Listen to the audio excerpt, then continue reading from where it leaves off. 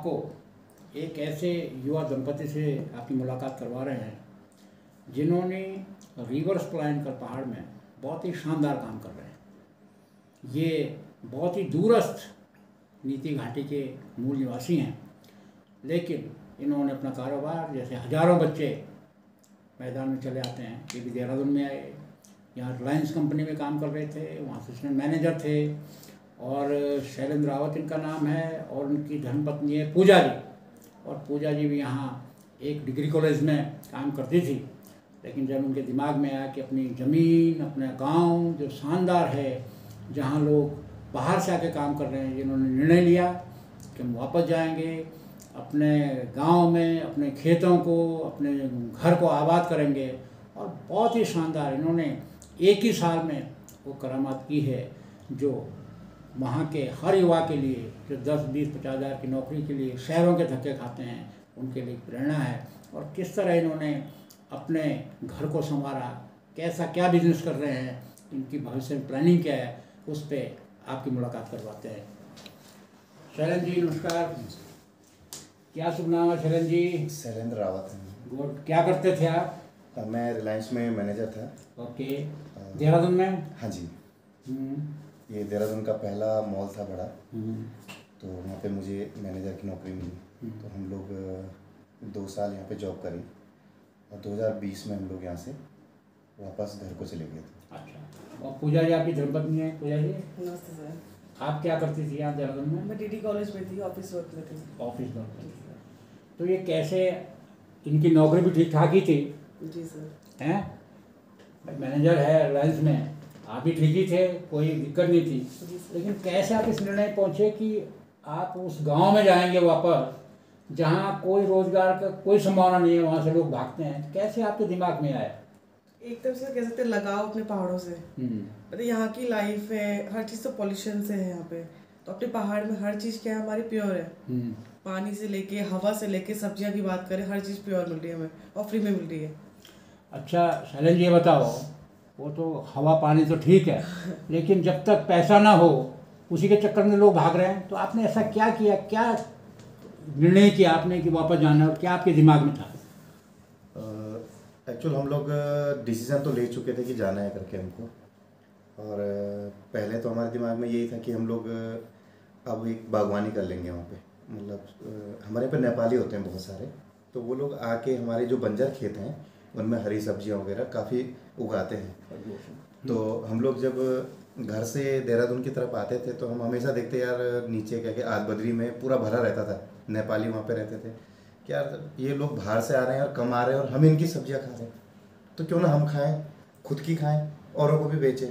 भाई यहाँ पे हम 40-50 हज़ार रुपये कमा रहे हैं, वहाँ पे 20 हज़ार रुपये कमाएंगे, पर हमको किराया नहीं देना है और खर्चे बहुत कम हो जाए। मेरे ख्याल से अगर आप देहरादून या दिल्ली जैसी जगह पे हो तो आपका 20-30 हज़ार में भी गुजारा होना बहुत मुश्किल है, और आप पहाड़ में हो तो शायद 5 हज़ार में भी खर्चे होने बहुत टफ है। अपना घर है, पानी है, शुद्ध हवा है, फिर पूरा परिवार वहाँ होता है, तो कई तरह के ऑप्शन खुल जाते हैं। तो आपने क्या, आप गैरसैंण में है आपका घर? हम लोग गैरसैंण में अभी हम लोग का घर है, और मेरा जो काम है वो फ्रीलांस है। मैं नीति घाटी पूरे चमोली ज़िले में लगभग काम करता हूँ। जब आप यहाँ से गए तो आपने क्या काम शुरू किया वहाँ, क्या था आपके दिमाग में जो आपने किया? फैब्रिकेशन का काम किया आपने? हाँ जी, हम लोगों ने पहले एक फार्म खोला जिस पे हम लोग सब्जी उगा रहे थे। तो हमारे पास रहने के लिए वहाँ पे कुछ था नहीं, घर से हम लोग 30 किलोमीटर दूर थे, हमने जहाँ पे बागवानी करी। तो हम लोगों ने खुद मिल के मतलब एक टीन सेट बना लिया, जोड़ तोड़ के टेढ़ा मेढ़ा जैसे भी बना, तो खुद ही बनाया? खुद बनाया, और आज भी वो है वहाँ पे। तो एक सीखने का, गूगल से, मोबाइल से सीखते रहते थे, इसको ऐसे जोड़ो, ऐसे काटो, और मशीनें ले ली थोड़ा थोड़ा करके। तो वो काम धीरे धीरे शुरू करा, तो फिर एक लगन सी आ गई उस काम में। डिज़ाइनिंग का काम था, मॉडिफाइड का काम था कि कितना अच्छा बना सकते हो आप किसी चीज़ को। तो एक शुरुआत वहाँ से हमारी हो गई, एक छोटी सी मशीन, कटिंग मशीन, और एक छोटी सी वेल्डिंग मशीन से। और आज फैब्रिकेशन, कॉटेजेस बनाना, ये बनाना, ये अब हम लोग का अपना एक कॉटेज बनाया पहले, और आज ठीक ठाक मुकाम पे है। इस समय कितना समय हो गया आपको इस काम में? अभी मेरा 2 साल पूरा हो गया। 2 साल। कितने कॉटेज बना दिए होंगे? कॉटेजों की गिनती तो नहीं पता, पर ठीक ठाक होटल शायद 7-8 बना दिए। ठीक ठाक 2 मंजिले होटल है हमारे। तुगासी करके एक कुआरी पास ट्रैक है, वहाँ पे भी जो सबसे बड़ा होटल है वो मैंने बनाया अभी। आप मैनेजर थे, कुर्सी पे बैठे रहते थे, अचानक फिजिकल काम करना पड़ रहा है क्योंकि उसमें कटिंग शटिंग ये करना, तो कैसे आपने कन्वर्ट किया एकदम दूसरे प्रोफेशन में? थोड़ा टफ था पर हो गया। हो गया मतलब इंटरेस्ट आने लग गया। हाँ। पहले फैब्रिकेशन का काम कौन करते थे वो? ये बाहर से हमारे जो मुसलमान वहाँ पे आते हैं मोमडन्स, उनका ज़्यादा है, वो लोग ही ज़्यादा करते हैं वहाँ पे काम। अभी भी काफ़ी हैं, अप्रोक्स 95% वही लोग करते हैं। लेकिन आपने 5% पे कब्जा कर लिया। 5% अभी कब्जा हम लोग का हो गया है, और मेरे साथ कम से कम हमारे जो और गांव के भी हैं उन लोगों ने भी शायद बहुत सी दुकानें खुल गई। सुनने में आया है कि हमारे लोकल लोगों ने बहुत सारी दुकानें खोल ली, तो वो भी शुरुआत कर रहे हैं। तो पूजा जी ये बताइए, आपको कैसा है, बड़ा अजीब सा ये था, लोहा लकड़ वगैरह वगैरह, आप काम ठाड़ से यहाँ ऑफिस में जाते थे, तो आपको कैसा लगा? कभी कॉन्फ्लिक्ट नहीं हुआ आपस में, यार कहाँ फंस गए हम? नहीं, शुरू थोड़ा अजीब सा तो लगता था, लेकिन ये है कि इनके साथ है कि जो हिम्मत बन गई इस सब चीज़ों के लिए, करना है तो करना है इस चीज़ को। तो अब आप भी मदद करते हैं? थोड़ा बहुत हेल्प मैं भी करती हूँ, साथ में मैं स्कूल में भी हूँ। अच्छा। हाँ, स्कूल अपना है गैरसन में, वहाँ पे भी हूँ। तो जब टाइम लगे थोड़ा बहुत हेल्प भी कर लेती हूँ साथ में। मतलब अब आप संतुष्ट हैं वहाँ के व्यवसाय से? बिल्कुल संतुष्ट हूँ। आगे क्या क्या प्लान है क्या? क्योंकि महिलाओं का दिमाग बड़ा फर्टाइल होता है, आप भी सोच रहे होंगे कि आप लिखी पढ़ी है, यहाँ से करती थी, उसके साथ साथ क्या आप सोच रहे हैं कि पहाड़ में ये किया जा सकता है गैरसन जैसे इलाके? गैरसन के इलाके में एक तो सब्जियों का है, आपका सब्जियां बहुत ज़्यादा होती हैं वहाँ पे, सब्जियों का व्यापार है आपका, सेब का है।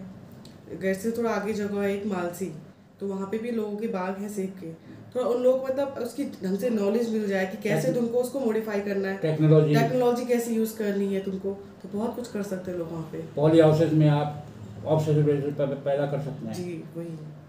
तो इस समय आप यहाँ से ये बताइए, जब आप यहाँ के गैरसन के लिए रवाना हुए तो आपके पास कितना पैसा था? एक्चुअल दोनों की सैलरी हम लोगों ने 1-1.5 महीने की बचा ली थी, 70-80 हज़ार के लगभग। हाँ। तो उसमें हम लोग को ट्रक भी बुक करनी थी और अपने लिए एक मकान भी लेके जाना था। हाँ। तो मकान तो क्या ले जाते, कुछ हम लोगों ने टीन वगैरह खरीद लिया, लोहा वगैरह खरीदा, तो बस फिर बनाने के लिए पैसे नहीं थे। तो वो जो बनाने के लिए हमारे पास पैसे नहीं थे, वो शुरुआत हमारी इस काम की रही, हमने खुद शुरू किया। तो इसने भी बोला कि नहीं हम मशीन ले लेते हैं, फिर देख लेंगे। तो 2-3 दिन तो रात भर रोते थे। एक्चुअली क्या वेल्डिंग से बहुत दिक्कत होती है, तो आप आँख नहीं खोल सकते। तो एक शुरुआत हो गई धीरे धीरे। क्योंकि आजकल जो भी बाहर जाता है वो ये हिम्मत नहीं जुटा पाता, कहते साहब 5-7 लाख रुपए हों तब तो कुछ सोचा जा सकता है, लेकिन आप उनके लिए प्रेरणा है कि आप बिना पैसे के 1 महीने की सैलरी लेके 80,000 रुपये लेके चल पड़े उस जगह जहाँ आपको सब नया करना था। क्यों? किसी चीज़ को करने के लिए पैसा होना एक अलग चीज़ है, पर आपके अंदर हिम्मत अगर है तो मुझे नहीं लगता कि आपके पास 10 लाख भी है ना, आप 2 दिन में डुबा दोगे। आप ऐसा धंधा शुरू कर दोगे जो कुछ होना ही नहीं है। बहुत लोगों ने किया, डूब गया। बहुत लोगों ने कपड़े की दुकान खोली, तो सक्सेस नहीं हुई। तो आपने 2 साल में क्या क्या किया वहाँ, क्या कितना तक पहुँचा? अभी कितने तक तो क्या पहुँचे, आज जहाँ एक बार स्टार्टिंग में हम लोग के पास 2-2.5 हज़ार की मशीन थी, तो आज वो मशीनें अप्रोक्स 7-8 लाख से ऊपर की हो गई है। ओह, 2 साल में? 2 साल में। और पहले हम लोग किराए की गाड़ी में जाते थे। उसके बाद पूजा के भाई हैं हरीश कठैत जी, उन्होंने एक सपोर्ट किया, एक छोटी सी मारुति वैन हमको दी थी। तो आज एक नई कैंपर हमने अभी ली है पिछले महीने, तो जनरेटर है 1.5-2 लाख का। तो एक अप्रोक्स 12-13 लाख का एक एसेंबल हम लोग जोड़ चुके हैं अभी 2 साल में। 2 साल में। बहुत आगे क्या योजना, आपको क्या लगता है, आपको जो इस ओर सोचना चाहते हैं, आना चाहते हैं, क्योंकि नौकरियां नहीं हैं, प्राइवेट सेक्टर में बहुत दिक्कतें हैं, जो आता है वापस अपने गांव में आता है, उसको क्या क्या सोचना चाहिए, क्या सोच के आना चाहिए, क्या उसका रोड मैप होना चाहिए? एक तो माइंड कॉन्सेप्ट क्लियर होना चाहिए कि मुझे पहले तो कुछ करना है। मतलब ऐसा नहीं कि मैं केवल छुट्टी मनाने गांव में आया हूँ, क्योंकि थोड़ा टफ है सर, आपको वहाँ पे सर्वाइव करना बहुत टफ है। बिल्कुल। पहले तो आप देहरादून या दिल्ली में अगर आप हो तो आपको चीज़ें समझने में बहुत टाइम लग जाएगा, क्योंकि यहाँ है पैसे का खेल। आपके जेब में पैसा है, आपने तुरंत कुछ ले लिया, वहाँ पे आपको कुछ मिलेगा नहीं। पैसा होने के बाद भी पैसा आपको होने मिलेगा कुछ नहीं। मतलब कई बार। आपके जेब में 1 लाख रुपए है ना, तो आप किसी चीज़ को लेने के लिए पहले गाड़ी बुक करोगे तब उसको लेके आओगे। यहाँ पे तो ऐसा बाहर गए आपने खरीद लिया, तो थोड़ा आपको पहले फिजिकली और माइंड से भी तैयार होना पड़ेगा। मुझे करना है, तो मुझे अभी 2-3 काम वहाँ पे लगे हैं ऐसे, जिसमें मैं अपने 7 लड़कों को जोड़ रहा हूँ। एक तो लकड़ी का काम, और मिस्त्री हमारे यहाँ पे जो होते हैं ना वो बिहारी हैं, बिहार के हैं, वो बाहर से आके हमारे यहाँ पे काम कर रहे हैं। अच्छा, लकड़ी की कशीदाकारी जो वहाँ का ट्रेडिशनल वो था वो सब खत्म वो खत्म हो गया सर। उसको आज आप आपको फिर से खोली, उसको आप रिवाइव करना चाहते हैं। हाँ अभी मशीनें मैंने देखी हैं 2-3, वो डिजाइनिंग करती हैं, खोली बनाती हैं। हाँ, तो और कंप्यूटर से हो रहे हैं। बिल्कुल, उसके लिए आपके पास 1.5-2 लाख रुपए होने चाहिए। बट आज गवर्नमेंट इतनी हेल्प कर रही है, आप सब्सिडी मिल रही है। अगर 3 लाख की कोई मशीन है, आपको 80% तो सब्सिडी है। तो आपको पैसे की कहाँ जरूरत पड़ेगी, मतलब 3-4 लाख की तो जरूरत ही नहीं पड़ी। बस हिम्मत और जज्बा होना हिम्मत चाहिए। आपके अंदर होना चाहिए, और बाकी सब सपोर्ट करते हैं। जब आप शुरुआत करोगे तो मुझे लग रहा है हर कोई सपोर्ट करता है। और पहले इसमें कठिनाई हो, कभी आपको ऐसा भी हुआ कि 1 दिन में, 20 दिन में, 1 महीने बाद आपको ऐसा है कहाँ फंस गए यार हम वापस आ, कभी हुआ ऐसा पूजा जी? शुरू में हुआ सर। आपने कहा कहाँ फंस गए यार? जी बिल्कुल।